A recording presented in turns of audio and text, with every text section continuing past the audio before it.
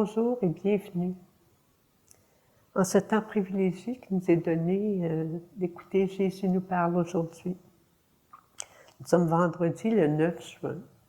Nous allons écouter la parole de l'Évangile selon saint Marc, chapitre 12, versets 35 et 37.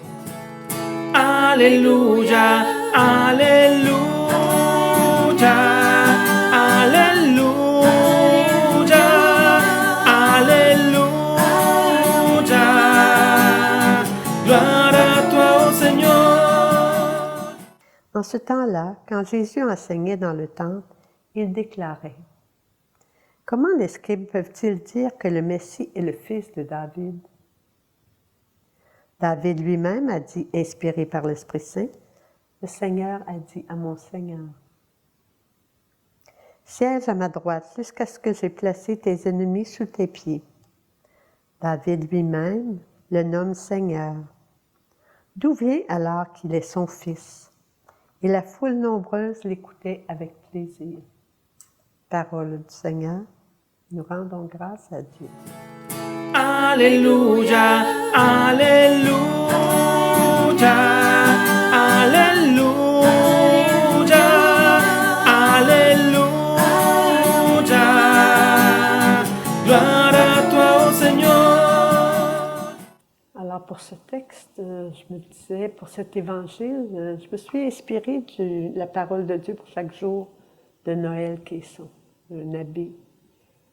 Alors, je vais vous partager ces beaux textes qui m'ont inspiré. J'espère qu'ils vont le faire pour vous. Jésus enseignait dans le temple. Comme nous trouvons souvent cette mention du rôle d'enseignant que Jésus accomplit. Fonction éminente. Je prie pour ceux qui exercent aujourd'hui cette fonction dans la société et dans l'Église, d'une manière ou d'une autre. C'est un rôle que nous avons tous à tenir, de par notre baptême avec l'Esprit Saint. Il disait, comment les scribes disent-ils que le Messie est fils de David? C'est maintenant au tour de Jésus de questionner. David lui-même a dit, sous l'inspiration de l'Esprit Saint, « Le Seigneur a dit à mon Seigneur, siège à ma droite. » Jésus cite le psaume 110. Nous avons déjà remarqué qu'il devait les connaître par cœur, les psaumes. C'était la prière habituelle de la communauté et le répertoire de cantiques utilisé dans les synagogues. Quel est mon amour pour les psaumes? Est-ce que je réalise, quand je les prononce, qu'ils sont une prière de Jésus? Une prière que Jésus a certainement prononcée et qu'il reprononce ainsi par nos lèvres.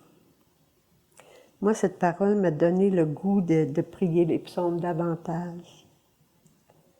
David lui-même l'appelle le Seigneur. Alors, comment peut-il être son fils? Nous avons là un exemple typique d'argumentation rabbinique. On rapproche deux textes de l'Écriture pour aboutir à une synthèse nouvelle.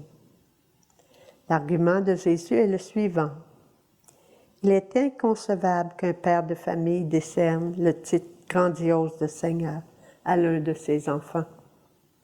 Comment alors vous contentez-vous de m'appeler fils de David, comme si je n'étais que cela? S'il est Seigneur, comment peut-il être fils? Par cette question, Jésus voudrait attirer l'attention sur le mystère de sa personne. Jésus sait qu'il n'est pas seulement fils de David, mais fils de Dieu. Il affirme à mots discrets mais fermes. La qualité de Messie ne se confond pas avec la filiation davidique. Elle la dépasse. Il a fallu que David soit inspiré de l'Esprit Saint pour faire une telle déclaration. Le Seigneur a dit à mon Seigneur. Seigneur, aide les hommes de notre temps à ne pas réduire le formidable mystère de ton incarnation. Sous prétexte qu'il est difficilement concevable d'imaginer un homme Dieu. Je veux t'adorer, je veux comprendre. Et sans comprendre. Tout prouve que cette prétention exorbitante a été la tienne. Siège à ma droite jusqu'à ce que j'ai mis tes ennemis sous tes pieds. Les premiers chrétiens ont souvent cité ce passage du psaume 110 pour l'appliquer à la Seigneurie de Jésus, qui s'est révélée tout particulièrement dans sa résurrection. Être assis à la droite de Dieu, c'est partager son pouvoir. La royauté de Jésus dépasse de toutes parts la royauté nationaliste de David. Elle est d'un autre ordre. C'est la résurrection de Jésus qui est sa royauté. Et la mort est l'ennemi qu'il a mis sous ses pieds, pour nous. C'est de ce Christ-là, ayant cette stature, dont nous avons besoin. Un homme même exceptionnel, un surhomme ne suffirait pas. Il faut qu'il soit Dieu pour nous sauver du dernier abîme, du dernier ennemi.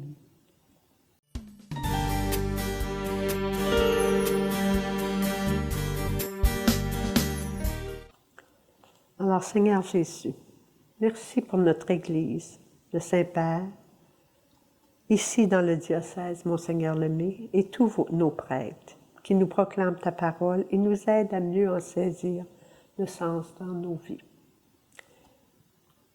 Merci de nous bénir et de nous garder imprégnés de ta parole. Que le Père nous bénisse, que le Fils vive en nous, que l'Esprit nous conduise dans l'amour et dans la paix. Je souhaite de passer une belle semaine. À la prochaine.